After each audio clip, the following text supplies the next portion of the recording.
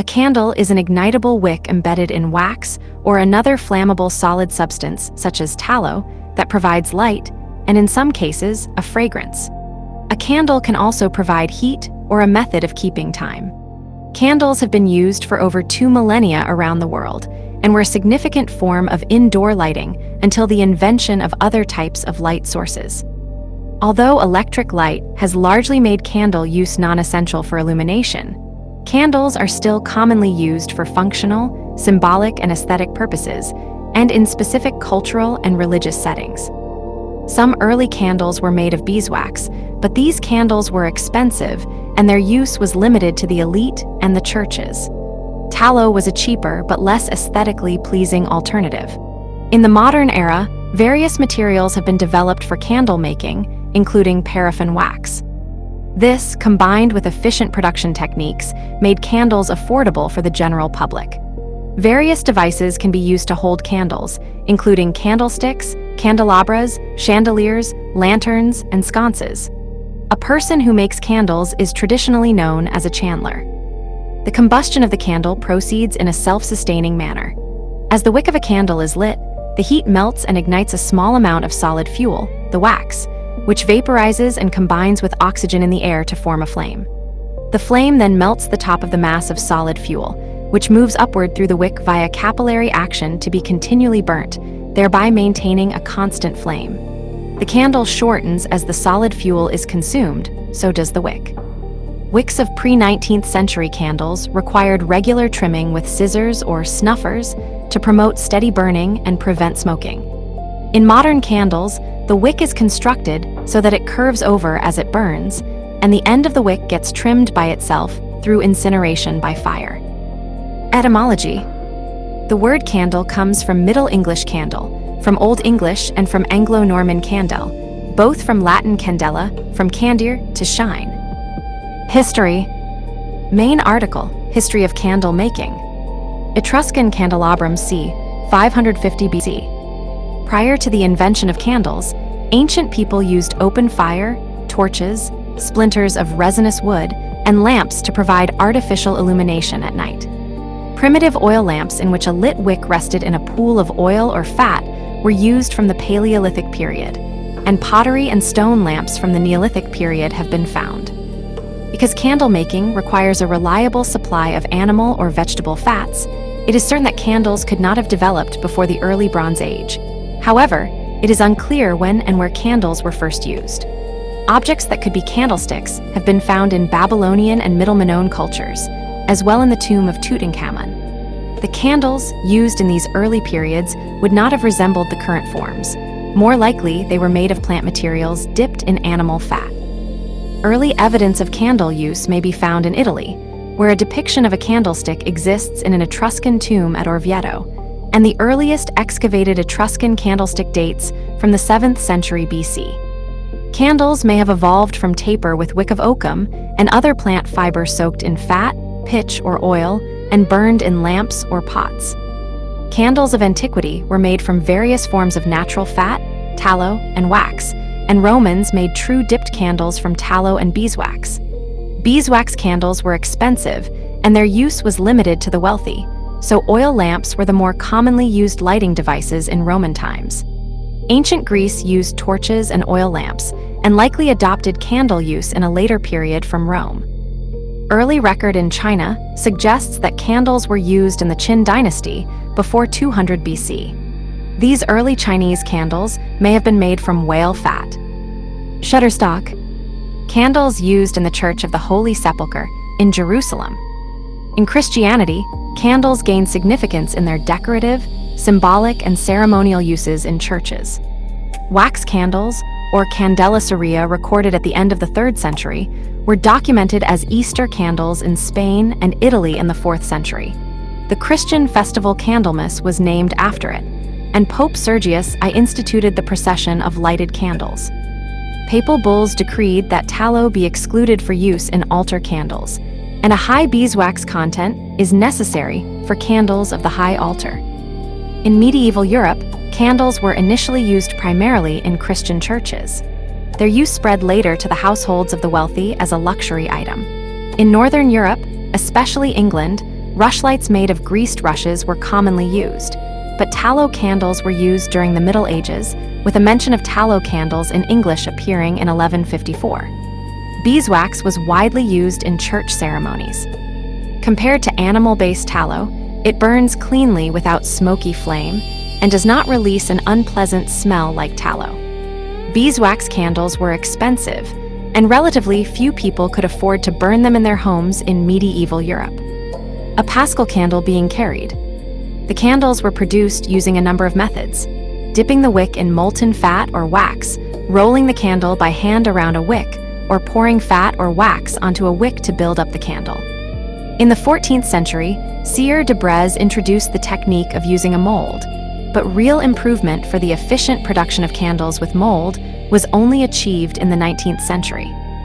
Wax and tallow candles were made in monasteries in the medieval period, and in rural households, tallow candles were made at home.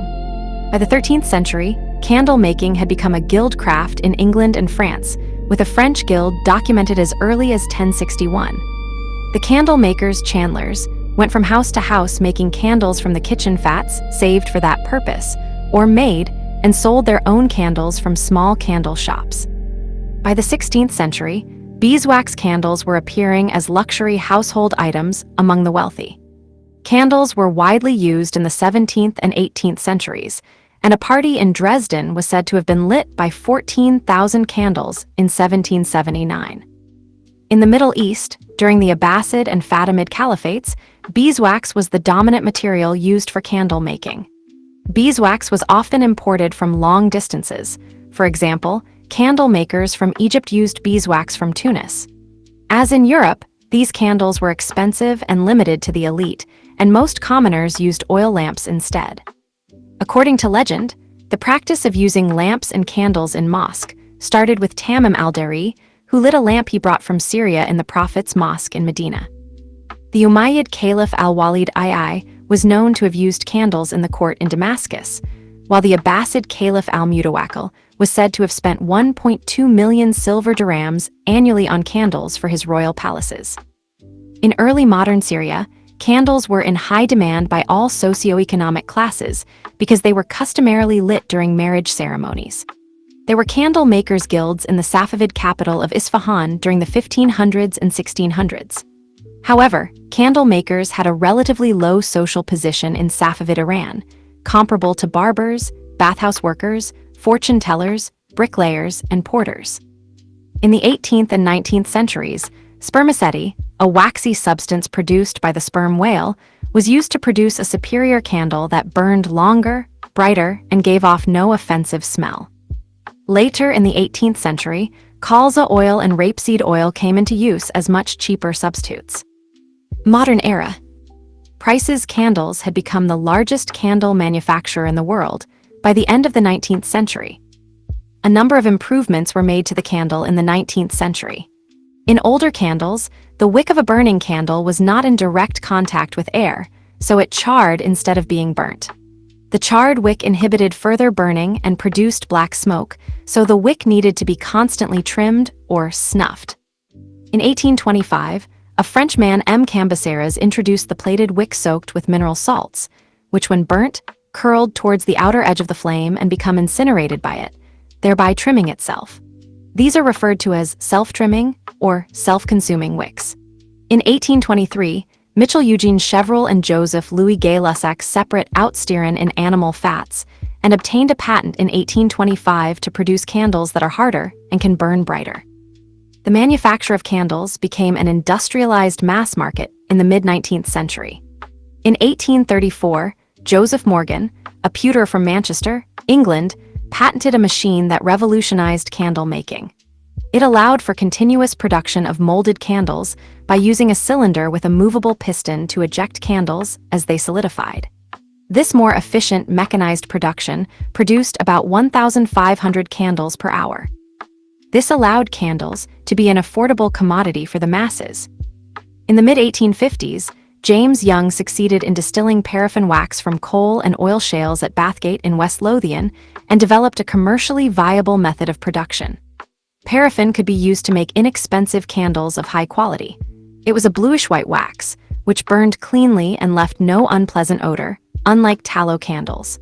By the end of the 19th century, candles were made from paraffin wax and stearic acid. By the late 19th century, Price's Candles, based in London, was the largest candle manufacturer in the world. Founded by William Wilson in 1830, the company pioneered the implementation of the technique of steam distillation, and was thus able to manufacture candles from a wide range of raw materials, including skin fat, bone fat, fish oil, and industrial greases. Despite advances in candle making, the candle industry declined rapidly upon the introduction of superior methods of lighting, including kerosene lamps and the 1879 invention of the incandescent light bulb. From this point on, candles came to be marketed as more of a decorative item. Use. See also, ceremonial use of lights. Candle lighting in the Visoki Dechani Monastery. Before the invention of electric lighting, candles and oil lamps were commonly used for illumination. In areas without electricity, they are still used routinely.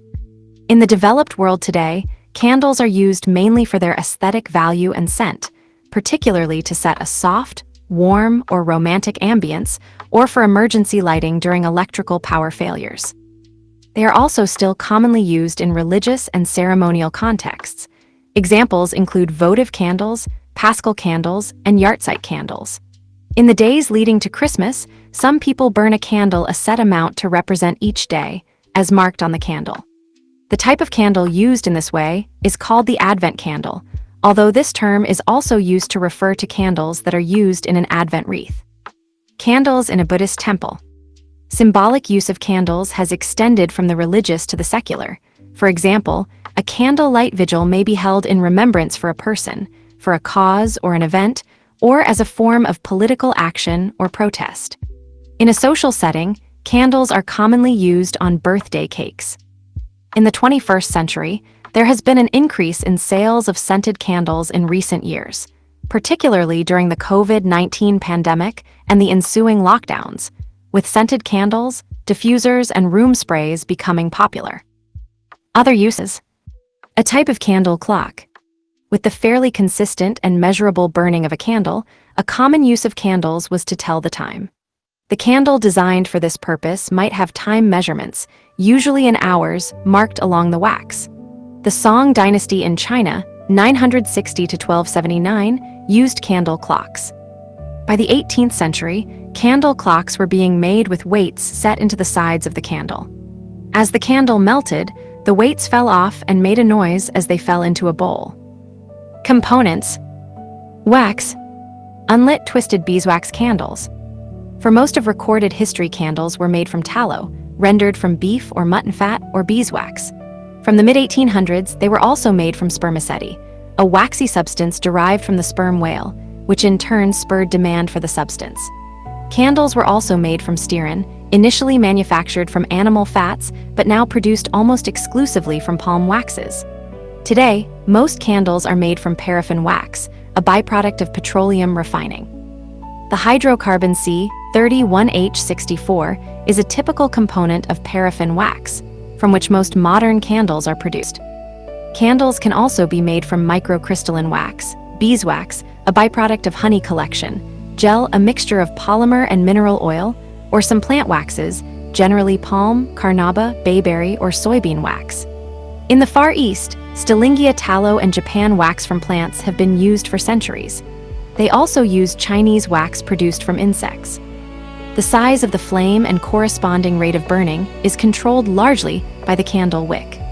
The kind of wax also affects the burn rate, with beeswax and coconut wax burning longer than paraffin or soy wax. Production methods utilize extrusion molding. More traditional production methods entail melting the solid fuel by the controlled application of heat. The liquid is then poured into a mold, or a wick is repeatedly immersed in the liquid to create a dipped, tapered candle. Often fragrance oils, essential oils, or aniline-based dye is added. Wick. Main article, candle wick. Shutterstock. Candle with unlit wick.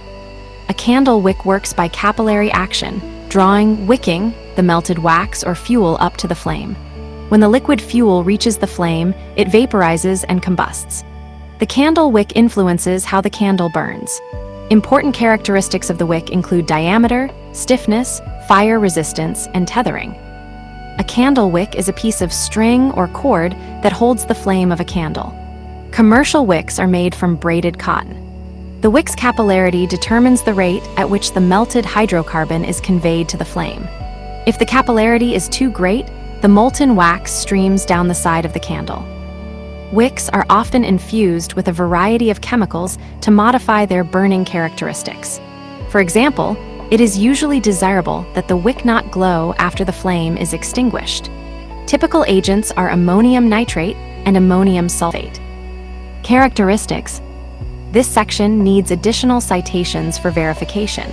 Please help improve this article by adding citations to reliable sources in this section. Unsourced material may be challenged and removed. January 2021, learn how and when to remove this message. Light. A room lit by the glow of many candles. Based on measurements of a taper-type paraffin wax candle, a modern candle typically burns at a steady rate of about 0.1 G-min. Releasing heat at roughly 80 W, the light produced is about 13 lumens, for a luminous efficacy of about 0.16 lumens per watt. Luminous efficacy of a source? Almost 100 times lower than an incandescent light bulb. If a 1 candela source emitted uniformly in all directions, the total radiant flux would be only about 18.4 MW. The luminous intensity of a typical candle is approximately 1 candela. The SI unit candela was in fact based on an older unit called the candle power, which represented the luminous intensity emitted by a candle made to particular specifications, a standard candle. The modern unit is defined in a more precise and repeatable way, but was chosen such that a candle's luminous intensity is still about 1 candela. Temperature. See also combustion. The hottest part of a candle flame is just above the very dull blue part to one side of the flame, at the base. At this point, the flame is about 1,400 degrees C, 2,550 degrees F. However, this part of the flame is very small and releases little heat energy. The blue color is due to chemiluminescence, while the visible yellow color is due to radiative emission from hot soot particles. The soot is formed through a series of complex chemical reactions, leading from the fuel molecule through molecular growth, until multi-carbon ring compounds are formed. The thermal structure of a flame is complex, hundreds of degrees over very short distances, leading to extremely steep temperature gradients. On average, the flame temperature is about 1,000 degrees C, 1,800 degrees F. The color temperature is approximately 1,000 K. Combustion. For a candle to burn, a heat source, commonly a naked flame from a match or lighter, is used to light the candle's wick, which melts and vaporizes a small amount of fuel, the wax.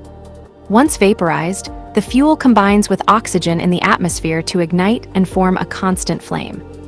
This flame provides sufficient heat to keep the candle burning via a self-sustaining chain of events. The heat of the flame melts the top of the mass of solid fuel. The liquefied fuel then moves upward through the wick via capillary action. The liquefied fuel finally vaporizes to burn within the candle's flame. As the fuel wax is melted and burned, the candle becomes shorter. The end of the plated wick bends and gets consumed in the flame. The incineration of the wick limits the length of the exposed portion of the wick, thus maintaining a constant burning temperature and rate of fuel consumption. Pre-19th century, wicks required regular trimming with scissors or a specialized wick trimmer, usually to about 1/4 inch tilde 0.7 centimeters, to promote steady burning and to prevent it from releasing black smoke. Special candle scissors called snuffers were produced for this purpose in the 20th century and were often combined with an extinguisher. In modern candles, the wick is made in such a way that it curves over as it burns, which ensures that the end of the wick gets incinerated by fire, thereby trimming itself. Candle flame. Shutterstock. 5 zones of a standard domestic candle flame. A candle flame is formed because wax vaporizes on burning. A candle flame is widely recognized as having between 3 and 5 regions or zones. Zone I, this is the non-luminous, lowest, and coolest part of the candle flame. It is located around the base of the wick, where there is insufficient oxygen for fuel to burn. Temperatures are around 600 degrees C, 1112 degrees F. Zone II, this is the blue zone, which surrounds the base of the flame.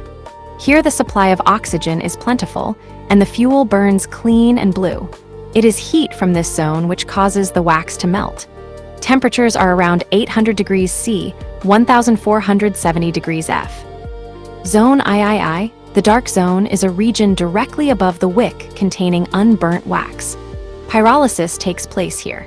Temperature is around 1000 degrees C, 1830 degrees F. Zone IV, the middle or luminous zone, is yellow-white and is located above the dark zone. It is the brightest zone, but not the hottest. It is an oxygen-depleted zone with insufficient oxygen to burn all of the wax vapor rising from below it, resulting in only partial combustion. The zone also contains unburnt carbon particles. Temperature is around 1200 degrees C, 2190 degrees F. Zone V, the non-luminous outer zone or veil, surrounds Zone IV. Here, the flame is at its hottest, at around 1400 degrees C, 2550 degrees F, and complete combustion occurs. It is light blue in color, though most of it is invisible. The main determinant of the height of a candle flame is the diameter of the wick. This is evidenced in tea lights where the wick is very thin and the flame is very small. Candles whose main purpose is illumination use a much thicker wick. History of study. One of Michael Faraday's significant works was The Chemical History of a Candle, where he gives an in-depth analysis of the evolutionary development, workings, and science of candles. Hazards. According to the National Fire Protection Association, candles are a leading source of residential fires in the United States, with almost 10% of civilian injuries and 6% of fatalities from fire attributed to candles. A candle flame that is longer than its laminar smoke point will emit soot. Proper wick trimming will reduce soot emissions from most candles. The liquid wax is hot and can cause skin burns, but the amount and temperature are generally rather limited, and the burns are seldom serious. The best way to avoid getting burned from splashed wax is to use a candle snuffer instead of blowing directly on the flame. A candle snuffer is usually a small metal cup on the end of a long handle. Placing the snuffer over the flame cuts off the oxygen supply. Snuffers were common in the home when candles were the main source of lighting before electric lights were available. Ornate snuffers, often combined with a taper for lighting, are still found in those churches which regularly use large candles. Glass candle holders are sometimes cracked by thermal shock from the candle flame, particularly when the candle burns down to the end. When burning candles in glass holders or jars, users should avoid lighting candles with chipped or cracked containers and discontinue use once a half-inch or less of wax remains. A former worry regarding the safety of candles was that a lead core was used in the wicks to keep them upright in container candles. Without a stiff core, the wicks of a container candle could sag and drown in the deep wax pool. Concerns rose that the lead in these wicks would vaporize during the burning process, releasing lead vapors, a known health and developmental hazard. Lead core wicks have not been common since the 1970s. Today, most metal cored wicks use zinc or a zinc alloy, which has become the industry standard. Wicks made from specially treated paper and cotton are also available. Candles emit volatile organic compounds into the environment, which releases carbon into the air. The combustion process of lighting a candle includes the release of light, heat, carbon dioxide, and water vapor to fuel the flame. Candle use can be unsafe if fragrances are inhaled at high doses. Non-toxic candles have been created as an alternative to prevent these volatile organic compounds from being released into the environment. Candle companies such as The Plant Project have created candles that are more environmentally sustainable and better for lung health. These alternatives include non-toxic wax blends, safe fragrances, and eco-friendly packaging. Safer candles include candles made from coconut, soy, vegetable, and beeswax. Users who seek the aesthetics of a candle sometimes install an electric flameless candle to avoid the hazard. Regulation. International markets have developed a range of standards and regulations to ensure compliance, while maintaining and improving safety, including Europe, GPSD, N15493, N15494, N15426, N14059, REACH, RALGZ 41 candles, Germany. French Decree 91 to 1175. United States, ASDM F2058, ASDM F2179, ASDM F2417, ASDM F2601, ASDM F2326. All are federal and applies in all 50 states. California Proposition 65, California only. CONEG, New England and New York states only. China, QBT 2119 Basic Candle, QBT 2902 Art Candle, QBT 2903 Jar Candle, GBT 22256 Jelly Candle. Accessories. This section needs additional citations for verification. Please help improve this article by adding citations to reliable sources in this section. Unsourced material may be challenged and removed. January 2021, learn how and when to remove this message. Candle holders. A type of decorative candelabra called girandole, late 17th century. Decorative candle holders, especially those shaped as a pedestal, are called candlesticks. If multiple candle tapers are held, the term candelabra is also used. The root form of chandelier is from the word for candle, but now often refers to an electric fixture. The word chandelier is used to describe a hanging fixture designed to hold multiple lights. Other forms of candle holders include the wall-mounted sconces, lanterns, and girandoles. A candle holder, 19th century. Many candle holders use a friction-tight socket to keep the candle upright. In this case, a candle that is slightly too wide will not fit in the holder, and a candle that is slightly too narrow will wobble. Candles that are too big can be trimmed to fit with a knife. Candles that are too small can be fitted with aluminum foil. Traditionally, the candle and candle holders were made in the same place, so they were appropriately sized, but international trade has combined the modern candle with existing holders, which makes the ill-fitting candle more common. This friction-tight socket is only needed for the federals and the tapers. For tea light candles, there is a variety of candle holders, including small glass holders and elaborate multi-candle stands. The same is true for votives. Wall sconces are available for tea light and votive candles. For pillar-type candles, the assortment of candle holders is broad. A fireproof plate, such as a glass plate or small mirror, can be a candle holder for a pillar-style candle. A pedestal of any kind, with the appropriate-sized fireproof top, is another option. A large glass bowl with a large flat bottom and tall, mostly vertical curved sides is called a hurricane. The pillar-style candle is placed at the bottom center of the hurricane. A hurricane on a pedestal is sometimes sold as a unit. A bobich is a drip-catching ring, which may also be affixed to a candle holder or used independently of one. Bobiches can range from ornate metal or glass to simple plastic, cardboard, or wax paper.